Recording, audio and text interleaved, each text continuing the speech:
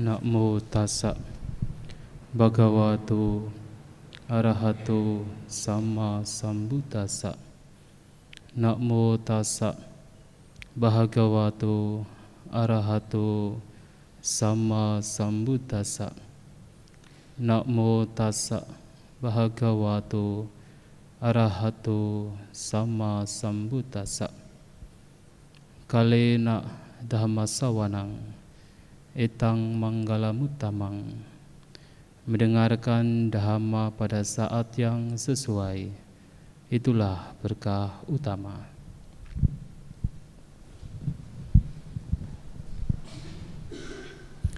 Kepada para Romo Pandita, Ramani yang terhormat, kepada pengurus Wihara Dharmajaya yang terhormat, kepada para Bapak Ibu, saudara-saudara sekalian, upasaka upasika, selamat pagi, terpujilah Sang Buddha, Namo Buddhaya. Pada kesempatan pagi hari ini merupakan kehormatan bagi saya karena kembali diberi kesempatan untuk sharing dhamma, yang mana pada kesempatan pagi hari ini satu topik yang ingin saya sampaikan sebenarnya sudah umum bagi kita semua, tetapi masih penting untuk kita bahas, yaitu berkenaan dengan mengapa kita harus bermeditasi. Jadi tentang meditasi. Kalau kita mempelajari ajaran Sang Buddha, terutama dalam hal praktek ajaran Sang Buddha, biasanya ada 3 hal yang kita peroleh, yang harus kita latih, apalagi para perumah tangga, yang kita sebut sebagai dana, sila, dan bawana. Dana adalah memberi, sila adalah latihan kemoralan, moralitas, etika, sedangkan bawana adalah pengembangan batin, atau seringkali kita sebut dengan istilah meditasi.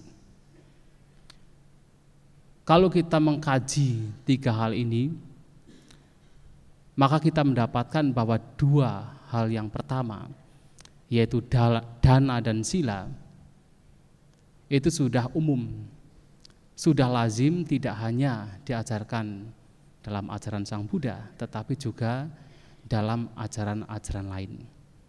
Apakah agama Islam, Kristen, Katolik, ajaran lainnya juga mengajarkan dana dan sila. Meskipun kalau kita mengkaji lebih lanjut, lebih detail lagi, 2 hal ini ya ada sedikit perbedaan dengan ajaran Sang Buddha. Tetapi paling tidak 2 hal ini juga ada di dalam ajaran lain. Seperti misalnya dana, yaitu memberi. Nah, kalau kita melihat dalam agama Islam, itu juga ada istilah yang disebut sebagai zakat. Zakat fitrah, itu adalah salah satu bentuk latihan untuk memberi, menjadi orang dermawan. Nah, kemudian kalau kita bicara etika atau moral atau sila, maka tidak ada satupun agama, apakah agama Islam, Kristen, Katolik, termasuk Buddha, yang kemudian mengatakan bahwa kita beragama, agama kita mengajarkan hal untuk yaitu melakukan kejahatan. Tidak ada. Masing-masing agama tentu mengklaim bahwa agamanya mengajarkan tentang kebaikan. Bagaimana kita berperilaku melalui ucapan, perbuatan jasmani yang tidak merugikan diri sendiri maupun orang lain. Itu adalah ajaran etika, ajaran moralitas yang bisa kita temukan dalam setiap agama. Meskipun tentu kalau kita mengkaji lebih dalam lagi, penjelasan sila juga sebenarnya berbeda antara agama Buddha dengan agama-agama lain. Tetapi paling tidak mereka juga mengajarkan tentang kemoralan. Setiap agama mengklaim mengajarkan tentang kemoralan. Jadi dua hal yang pertama itu sebenarnya sudah lazim, sudah umum di setiap agama. Tetapi kalau kita bicara yang terakhir, yaitu bhawana, pengembangan batin ataupun meditasi, boleh dikatakan bahwa ajaran ini merupakan ajaran yang paling istimewa, yang paling berbeda, yang ada di dalam ajaran Sang Buddha. Jika kita bandingkan dengan ajaran agama-agama lain. Meskipun saat ini setiap agama, hampir semua agama mengklaim bahwa mereka juga mempunyai ajaran meditasi.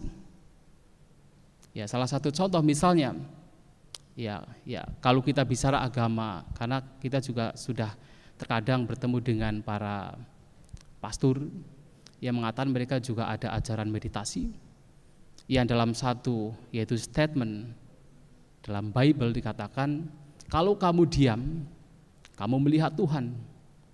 Itu adalah ajaran meditasi mereka. Ya silahkan, itu adalah analisa mereka. Tetapi kalau kita bandingkan dengan ajaran Sang Buddha telah memberikan latihan meditasi yang begitu detail, yang begitu sempurna, dari yang paling dasar sampai yang paling sulit. Cara-caranya sampai pada hasilnya itu betul-betul diajarkan dalam ajaran Sang Buddha, yang membedakan antara ajaran Sang Buddha dengan ajaran-ajaran lain. Sehingga di sini boleh dikatakan bahwa ajaran meditasi, bhawana, pengembangan batin merupakan ajaran yang membedakan antara ajaran Sang Buddha dengan ajaran dalam agama-agama lain. Bahkan yang paling unik dalam ajaran Sang Buddha sebenarnya, termasuk yang paling ditekankan dalam ajaran Sang Buddha sebenarnya adalah meditasi itu sendiri.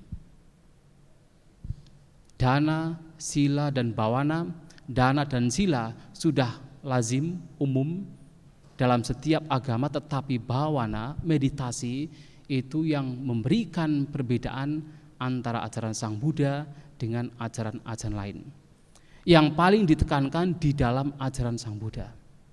Tetapi yang menjadi, ya kalau saya mengatakan ironis atau aneh adalah, meskipun ajaran meditasi itu adalah yang paling membedakan dengan ajaran-ajaran lain, tetapi ternyata kenyataannya, bahkan ya kita harus mengakui, dalam komunitas kita umat Buddha di Indonesia,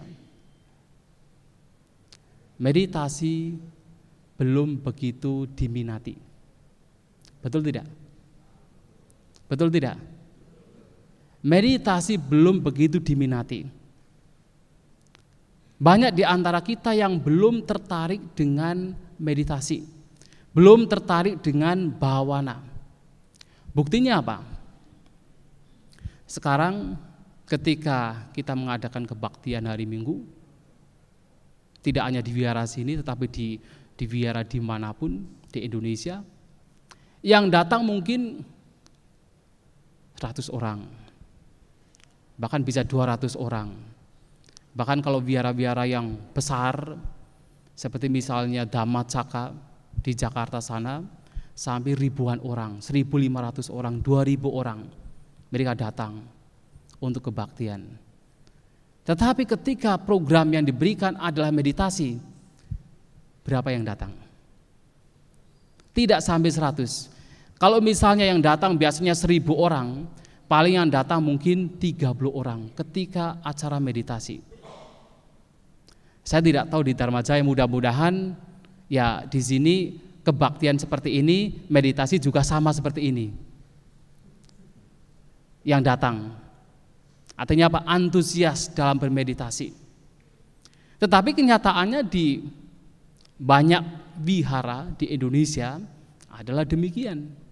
Minat untuk bermeditasi itu masih belum meningkat.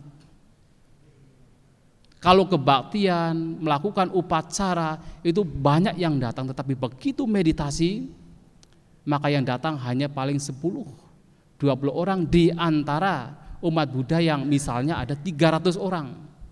Artinya belum diminati, padahal meditasi merupakan ajaran yang membedakan antara ajaran Sang Buddha dengan ajaran-ajaran lainnya. Tetapi sampai saat ini minat meditasi, minat untuk melatih bawana itu belum meningkat, belum berkembang di antara umat Buddha di Indonesia. Padahal ini yang paling penting. Nah, kenapa kita harus bermeditasi? Ada banyak alasan mengapa kita mesti bermeditasi. Ya, salah satu alasannya adalah seperti halnya jasmani kita yang membutuhkan untuk dimandiin. Kan setiap hari kita harus mandi kan? Kalau misalnya dalam 1 minggu, 2 minggu jasmani kita tidak dibersihkan, apa yang terjadi? Sangat bau, sangat kotor. Bahkan lebih bau, lebih kotor daripada kambing. Kalau kambing tidak mandi sampai 1-2 tahun juga tidak masalah. Tapi kalau manusia tidak mandi 1 minggu saja, apalagi sampai 2 minggu, sampai 1 bulan, itu sangat kotor. Nah, seperti halnya jasmani kita yang membutuhkan untuk dibersihkan supaya tidak kotor, supaya tidak bau, maka sebenarnya batin kita juga membersihkan untuk dibersihkan, membutuhkan untuk dibersihkan, supaya batin kita tidak kotor, tidak menjadi bau, tidak ternoda. Jadi jasmani dan batin sebenarnya mempunyai karakteristik yang sama. Keduanya membutuhkan untuk dibersihkan. Nah, kalau kita tidak bermeditasi, kita tidak membersihkan batin kita, maka batin pun juga akan ternodai, akan menjadi kotor seperti halnya jasmani. Seperti halnya jasmani yang membutuhkan untuk beristirahat. Nah, jasmani kita membutuhkan istirahat. Jasmani kita tidak bisa digunakan untuk terus melakukan pekerjaan. Bahkan robot sekalipun kalau digunakan terus untuk bekerja itu juga menjadi rusak. Apalagi jasmani membutuhkan istirahat. Seperti halnya jasmani yang membutuhkan istirahat, batin kita juga sebenarnya membutuhkan istirahat. Batin kita juga membutuhkan untuk hening, untuk diam, untuk istirahat. Nah, batin yang diam, batin yang hening, batin yang beristirahat hanya didapatkan pada saat seseorang bermeditasi. Nah, tetapi anehnya, ketika orang mendengar meditasi, terkadang bukan dia menjadi beristirahat, tetapi justru menjadi tegang. Kan ada banyak kan, ketika mau ikut meditasi, kalau ikut dengan kemauan sendiri masih mending. Tapi kalau ikut karena ikut-ikutan atau ikut karena program tertentu yang memang harus ikut, maka begitu mendengar meditasi sudah tegang duluan. Sudah menjadi trauma. Sudah menjadi seperti capek sekali. Sehingga pada saat bermeditasi kelihatan kita melihat meditasi bukannya menjadi rileks, bukannya menjadi beristirahat, menjadi tenang, tetapi justru menjadi tegang, menjadi depresi, menjadi stres. Padahal meditasi adalah cara untuk memberikan istirahat kepada batin kita. Jadi seperti halnya jasmani yang membutuhkan istirahat, batin juga membutuhkan istirahat. Dan itu diperoleh ketika seseorang bermeditasi. Maka sebenarnya harus diingat, harus menjadi moto bahwa meditasi adalah cara untuk beristirahat, bukan cara untuk membuat kita tegang, apalagi menjadi depresi, apalagi ketika melihat terkadang ada orang-orang yang baru keluar meditasi, bukannya dia menjadi waras tetapi tidak waras. Ada juga yang demikian. Kenapa? Karena salah bermeditasi. Bermeditasi bukan membuat batin rileks, tetapi justru terus berpikir dan berpikir, ingin mencapai kekuatan gaib lah, ingin supaya melihat hantu lah begitu kan, ingin supaya mencapai jana. Kalau itu pun juga menjadi sebuah bentuk pemikiran, batin tidak beristirahat. Artinya apa? Stres, depresi, bahkan kalau salah-salah menjadi gila. Nah itu artinya meditasi yang salah. Padahal meditasi adalah untuk membuat batin beristirahat. Nah seperti halnya jasmani, yang butuh istirahat, batin kita juga butuh istirahat. Dan itu bisa didapat dengan bermeditasi. Dan juga seperti halnya jasmani yang membutuhkan nutrisi, membutuhkan gizi, membutuhkan vitamin makanan untuk melangsungkan kehidupannya supaya menjadi sehat. Maka batin kita juga membutuhkan nutrisi. Nutrisi dari batin kita adalah kualitas-kualitas batin yang positif.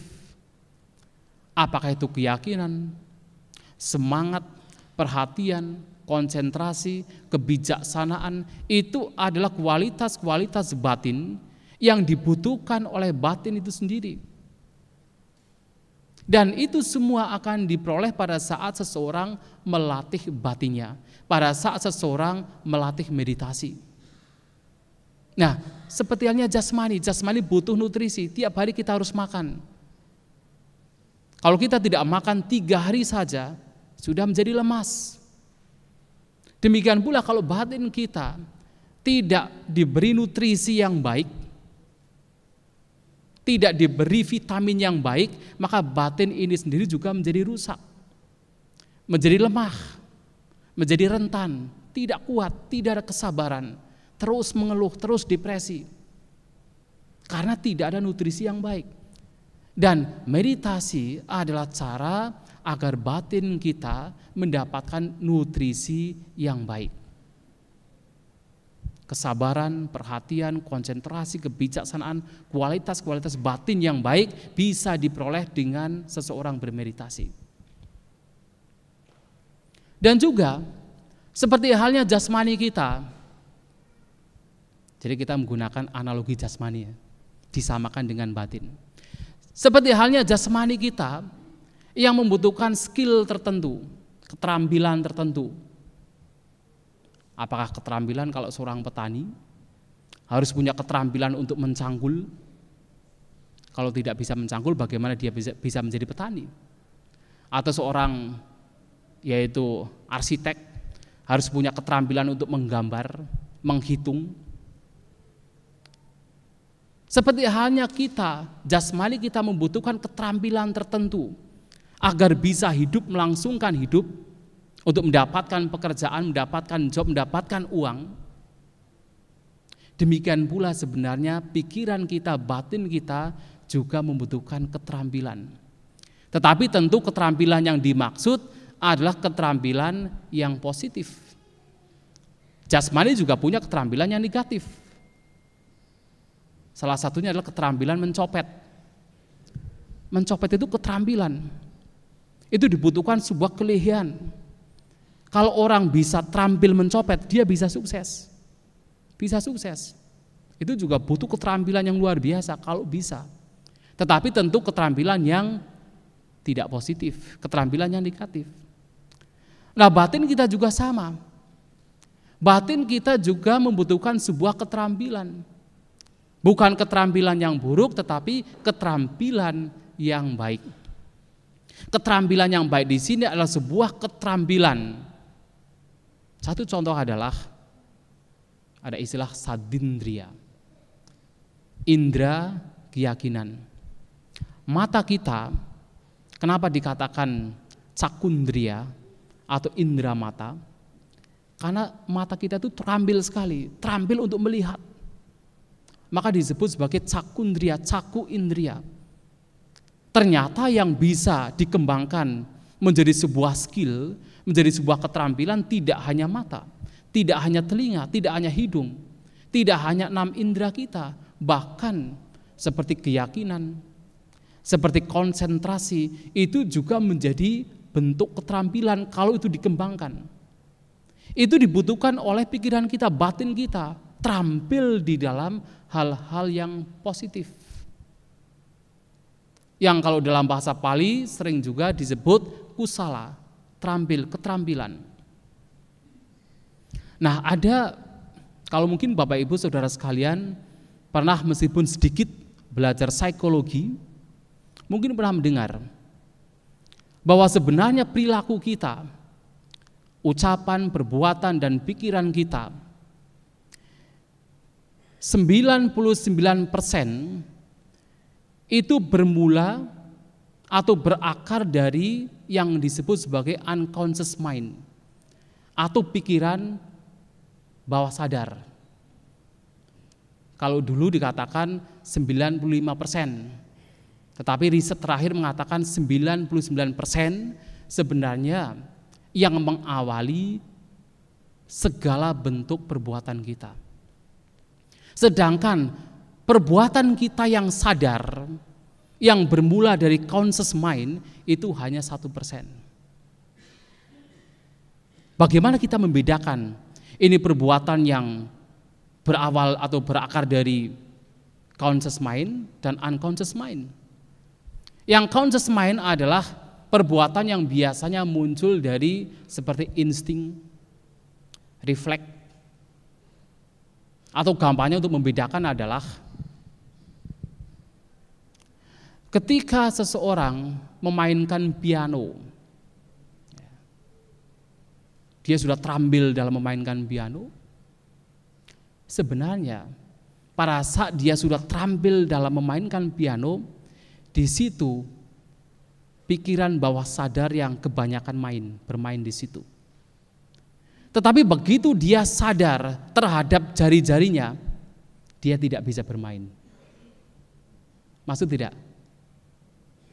Kalau dia membebaskan pikirannya, asal yang penting main saja, dia bisa bermain. Tetapi begitu dia mulai mengamati, sadar dengan gerakan tangannya, gerakan jarinya, dia lupa untuk main. Artinya apa? Ketika dia main, itu 99% itu adalah unconscious, pikiran bawah sadar yang bermain. Tetapi begitu dia sadar, dia tidak bisa bermain. Ketika dia sadar. Atau ada satu cerita, dua binatang, kelabang dengan katak. Pernah melihat kelabang kan? Kelabang itu adalah, kalau dalam bahasa Pali itu namanya Sattapadi. Dalam Kanda Parita ada Sattapadi, itu kelabang. Kenapa Sattapadi? Karena mempunyai, Satta itu 100, padi itu adalah makhluk yang punya kaki 100. Karena kakinya banyak. Kita tidak tahu berapa kakinya, tapi 100 kaki itu, makanya kelabang. Kemudian ada katak. Sebenarnya kelabang ini sudah sangat berbahagia ketika dia berjalan, enjoy, bahagia ketika dia berjalan. Tetapi suatu kali katak itu datang dan bertanya, "Wahai kelabang, sebenarnya dari 100 kaki ini, kaki mana yang berjalan dulu? Kaki mana yang jalan nomor 2, ketiga, kaki mana yang berjalan terakhir?" Begitu dia ditanya demikian, dia mulai berpikir, mana ya kaki saya yang berjalan dulu? Yang tadinya bahagia ketika berjalan, dia tidak bisa berjalan. Ketika berpikir, kaki mana dulu yang berjalan? Ketika berpikir, kaki yang lainnya mana yang berjalan? Tidak bisa berjalan. Artinya apa? Ketika ada kesadaran, dikatakan dalam psikologi, itu membuat seseorang itu diam, sadar. Tetapi segala perbuatan kita kebanyakan muncul dari bawah sadar. Begitu sadar, maka perbuatan biasanya akan melambat. Nah, yang penting dari pelajaran ini adalah dikatakan pula bahwa perbuatan 99% perbuatan yang muncul dari pikiran bawah sadar itu juga dipengaruhi oleh perilaku seseorang yang menjadi sebuah kebiasaan. Kalau kita terbiasa melakukan sesuatu dan itu menjadi habit, menjadi sebuah kebiasaan, biasanya kebiasaan itu menjadi kegiatan atau perilaku yang muncul dari bawah sadar. Nah, contohnya adalah Bapak Ibu Saudara sekalian, pada saat awal mula belajar membaca parita, itu kan sulit sekali kan, harus kata per kata diingat, sadar sekali, waktu itu sadar sekali, kata per kata diingat. Tetapi begitu menjadi terampil membaca parita, bahkan sambil melambun pun ucapan akan terus keluar. Itu artinya apa? Yang bermain itu yang di bawah sadar itu bermain. Dari kebiasaan itulah menjadi perbuatan yang muncul dari bawah sadar. Atau gampangnya seperti sekarang kita menulis, pada awal mula kita melatih menulis, itu sulit sekali. Per huruf, kemudian dieja, P apa, D ada, pada begitu, dieja satu persatu, sulit sekali. Tetapi begitu menjadi terampil, bahkan menulis pun sambil melihat ke sana kemari, kita bisa menulis. Apalagi menggunakan laptop, kita bisa melihat layar begini, kita bisa menulis. Yang bawah sadar itu bermain. Nah, itu artinya skill atau keterampilan. Nah, yang bawah sadar ini, yang 99% perbuatan kita muncul dari pikiran bawah sadar ini, itu juga tergantung pada perbuatan mana yang kita kembangkan. Kalau perbuatan yang kita kembangkan adalah perbuatan-perbuatan yang buruk, yang tidak baik, maka biasanya yang perbuatan-perbuatan kita yang muncul dari bawah sadar ini juga perbuatan-perbuatan yang buruk. Perbuatan-perbuatan yang tidak bermanfaat. Itu yang kalau dalam ajaran Sang Buddha disebut sebagai asawa. Asawa itu artinya kalau dalam bahasa Inggris itu adalah uncontrolled mental outflow. Jadi semacam pikiran yang tidak terkontrol, aliran pikiran yang tidak terkontrol, yang tidak terkendali, yang mengacu kepada pikiran yang buruk, tidak terkendali, asawa.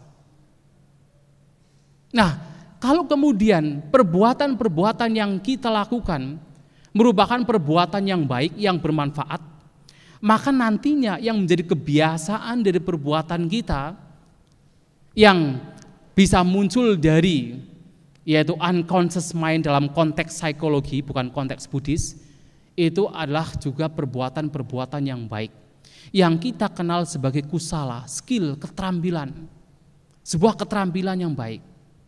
Nah, di sini yang menjadi penting di sini adalah meditasi atau pengembangan batin. Di sini adalah sebuah perbuatan yang akan membentuk sebuah perilaku, akan membentuk sebuah kebiasaan yang bermanfaat, atau membentuk sebuah perbuatan yang muncul dari unconscious mind tetapi yang bermanfaat, yang baik. Nah, inilah pentingnya kita bermeditasi. Kita bermeditasi supaya apapun yang kita lakukan, kebiasaan-kebiasaan yang kita lakukan merupakan kebiasaan yang baik. Tapi kalau kita tidak bermeditasi, yang kita kembangkan adalah hal-hal yang buruk, maka apapun kebiasaan yang muncul dalam perbuatan kita, tanpa kita sadari, sudah menjadi refleks, sudah menjadi insting, adalah perbuatan-perbuatan yang buruk. Dan itu akan menjadi sebuah kecenderungan yang akan dibawa tidak hanya dalam kelahiran sekarang, tetapi dalam kelahiran yang akan datang.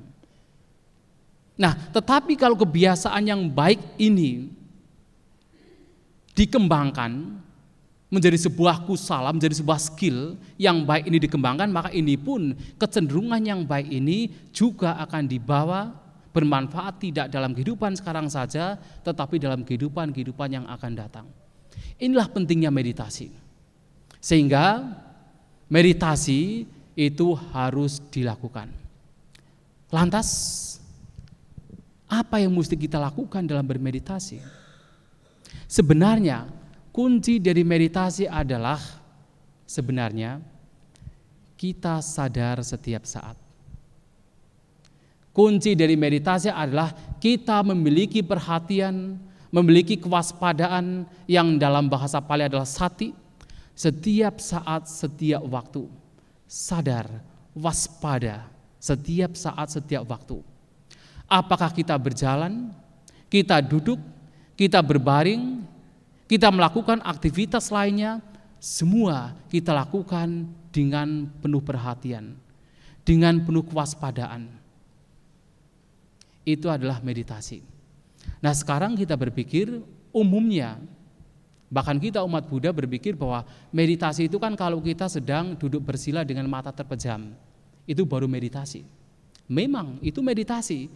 Itu adalah meditasi, tetapi itu adalah hanya satu bagian dari meditasi. Sedangkan meditasi dalam ajaran Sang Buddha adalah bentuk latihan yang meliputi semua aspek perilaku.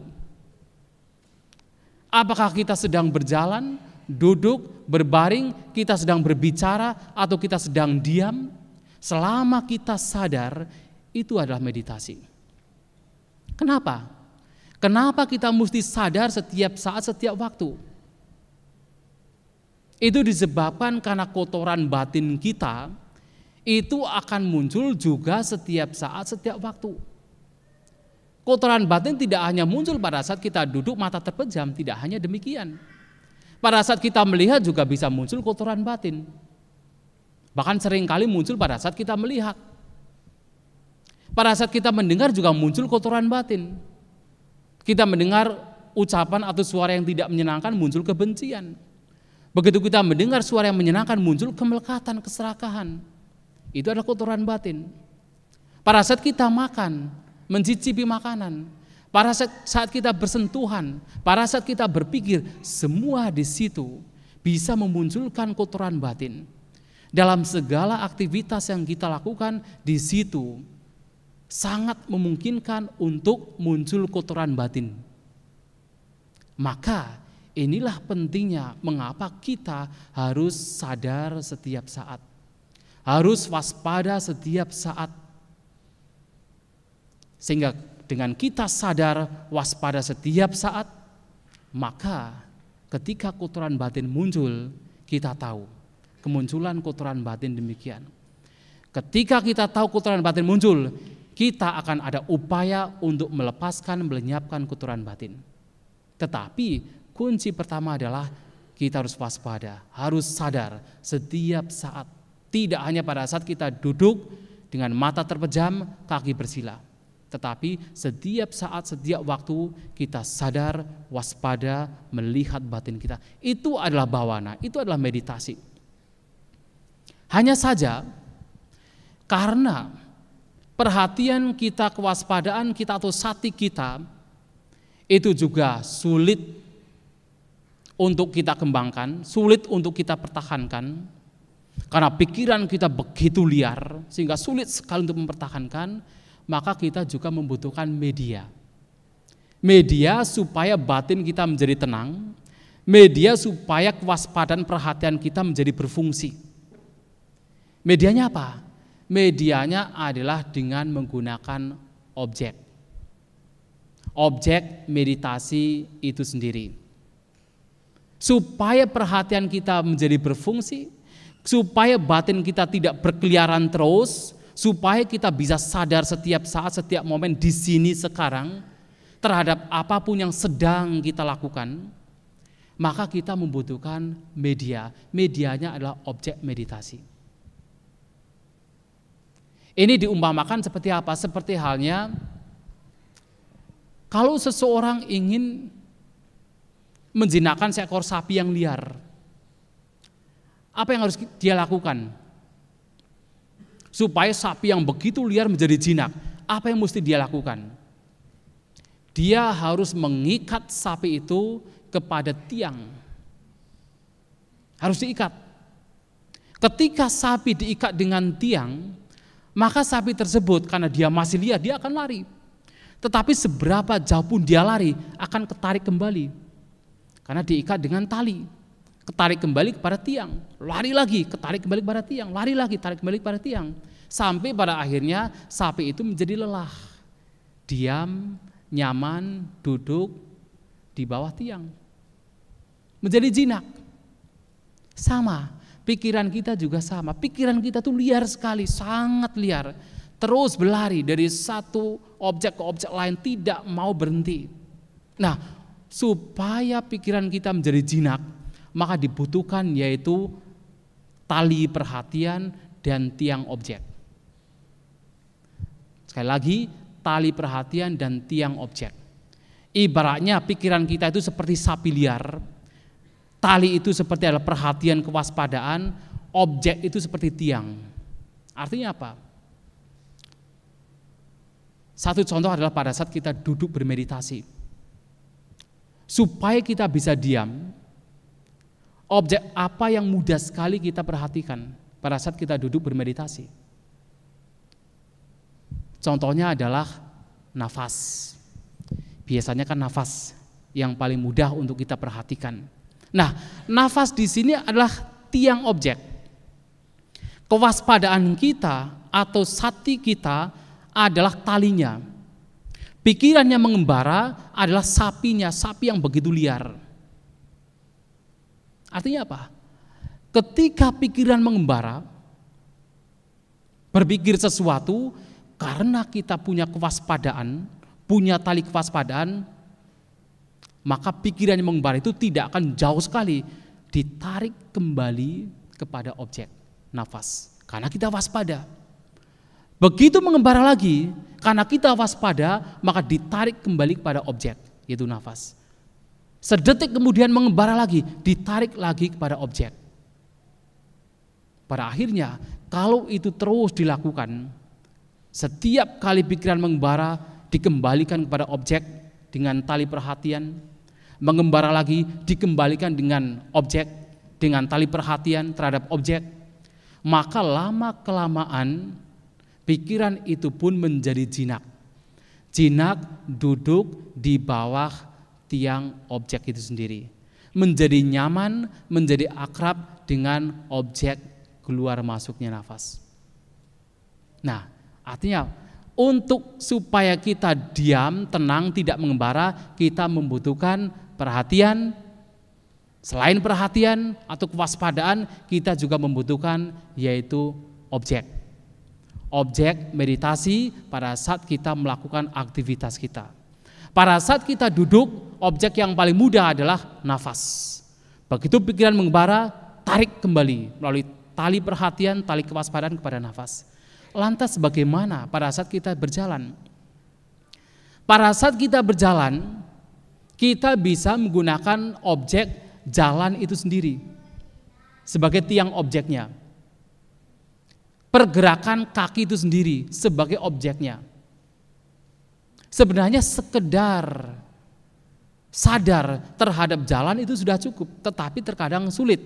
Maka banyak guru meditasi kemudian menganjurkan pada saat berjalan, arahkan pikiran melalui tali perhatian dengan yaitu objek perasaan di telapak kaki. Jadi sambil berjalan kita merasakan objek perasaan di telapak kaki. Kalau itu sulit, mudah. Hanya sadar setiap langkah saja. Kanan, kiri, kanan, kiri, kanan, kiri. Batin mengembara, kita kembalikan lagi kepada kaki, kanan, kiri. Itu adalah latihan supaya batin kita mempunyai habit yang baik. Mempunyai kebiasaan yang baik. Supaya batin kita menjadi tenang, menjadi beristirahat, tidak mengembara. Mengisi batin kita dengan kualitas-kualitas yang baik.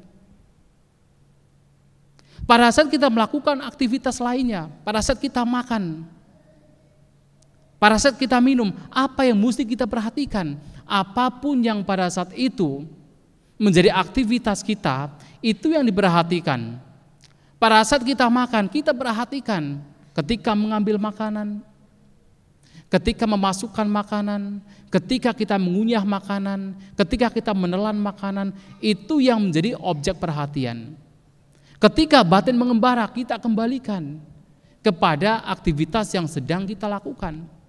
Memang sulit, karena pikiran kita sudah terbiasa mengembara. Pikiran kita sudah seperti sapi liar yang sulit untuk dijinakan, tetapi bukan berarti hal itu sesuatu yang mustahil. Nah, kalau dengan cara itu dilakukan terus-menerus setiap saat, setiap waktu, tidak hanya pada saat kita duduk, tetapi segala aktivitas kita sadar, kita melatih kewaspadaan, maka kotoran batin yang muncul tidak akan mudah menguasai pikiran kita. Karena begitu itu muncul, begitu gejolak batin itu muncul, kotoran batin itu muncul, kita mudah mendeteksi. Oh, ternyata kebencian sedang menguasai pikiran saya. Lihat, sadari, rileks, kebencian lenyap. Kalau tidak puas dengan itu, renungkan berbagai macam perenungan dhamma untuk melepaskan kebencian. Bisa dilakukan. Pada saat melihat, mendengar, mencium, melakukan aktivitas apapun, kebencian muncul, sadari, lepaskan. Muncul lagi, sadari, lepaskan. Itu yang mesti kita lakukan. Nah, ketika bermeditasi kita akan menghadapi berbagai macam rintangan, hambatan yang akan muncul. Yang kalau Sang Buddha mengatakan secara umum ada 5 rintangan batin yang akan dan harus kita hadapi pada saat kita bermeditasi. Nah, 5 rintangan batin ini sebenarnya tidak hanya muncul pada saat kita duduk bermeditasi, tetapi muncul setiap saat, setiap waktu. Apakah berjalan, berdiri, duduk, berbaring, melihat, mendengar, mencium, berbicara atau diam, 5 rintangan batin ini akan muncul dan harus kita hadapi. Apa 5 rintangan batin? Kamacanda, kesenangan indrawi, menginginkan sebuah yaitu kenikmatan-kenikmatan indrawi.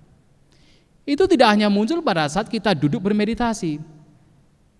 Pada saat kita melihat pun itu bisa muncul. Ya gampangnya adalah, ya misalnya ini hanya contoh saja. Pada saat duduk bermeditasi memang itu muncul. Misalnya ingat misalnya sebagai perumah tangga yang sudah menikah misalnya ya, itu ingat kecantikan istri orang lain. Muncullah nafsu ragawi.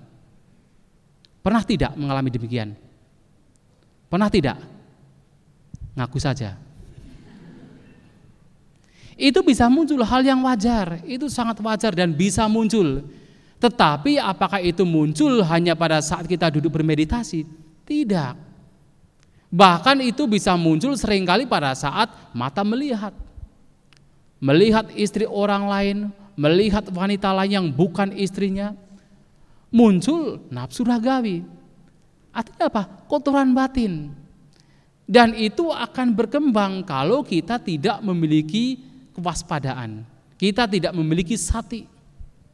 Tetapi begitu kita mengembangkan sati kita waspada, kita punya perhatian, ketika itu muncul, kita tahu, oh ada kotoran batin.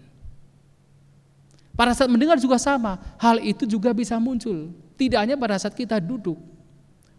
Muncul nafsu ragawi, muncul keinginan untuk menikmati kesenangan indrawi, itu bisa muncul.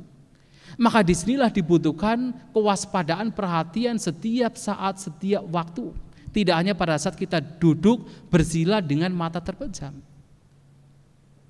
Selain yaitu kamacanda atau keinginan untuk menikmati kesenangan indrawi, juga ada vyapada. Vyapada artinya kebalikan dari kamacanda. Kalau kamacanda ingin menikmati, kalau vyapada adalah kebencian, penolakan, ketidaksukaan, dendam, iri hati, cemburu.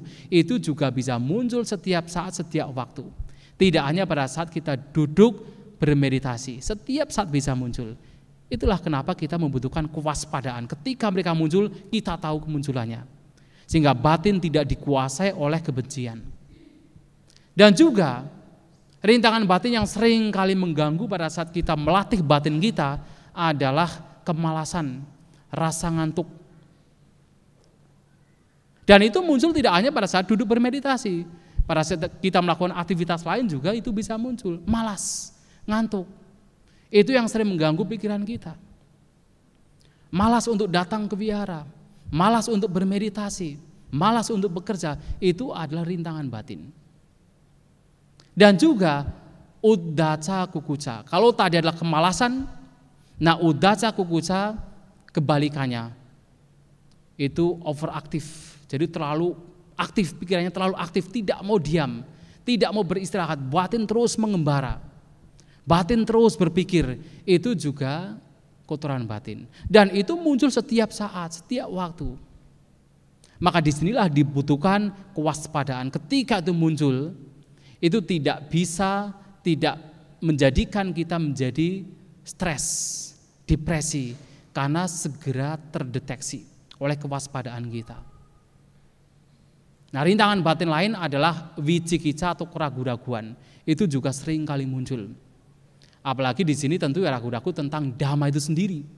Ragu-ragu tentang praktek dhamma itu sendiri. Tentang meditasi itu sendiri. Apalagi sudah bermeditasi selama bertahun-tahun, tetapi kok batin tidak berkembang. Tidak mencapai jhana misalnya, muncullah keraguan. Bagaimana bisa berkembang kalau meditasinya hanya 1 minggu 1 kali? Kalaupun 1 tahun ya memang sulit. 1 minggu hanya 1 jam duduk bermeditasi, kemudian selama 1 minggu itu berapa puluh jam? 24 kali 7 jam berapa jam? Itu digunakan pikiran mengembara. Pikiran tidak terjaga, pikiran tidak terkontrol, tidak ada perhatian, tidak ada kewaspadaan. Bagaimana batin bisa berkembang? Nah, oleh karena itu kita harus memiliki kewaspadaan setiap saat, setiap waktu. Tidak hanya pada saat kita duduk bermeditasi. Keraguan-raguan demikian itu akan muncul pada batin kita saat kita berupaya mengembangkan batin kita. Tetapi kita harus punya moto. Selama apa yang kita lakukan sesuai dengan dhamma, sesuai dengan ajaran Sang Buddha. Selama apa yang kita lakukan adalah tidak membiarkan batin kita dikuasai kotoran batin, tetapi berupaya untuk mengembangkan kualitas-kualitas batin yang positif, maka apapun yang kita lakukan adalah benar. Apapun yang kita lakukan pasti bermanfaat. Keraguan-raguan harus kita tinggalkan.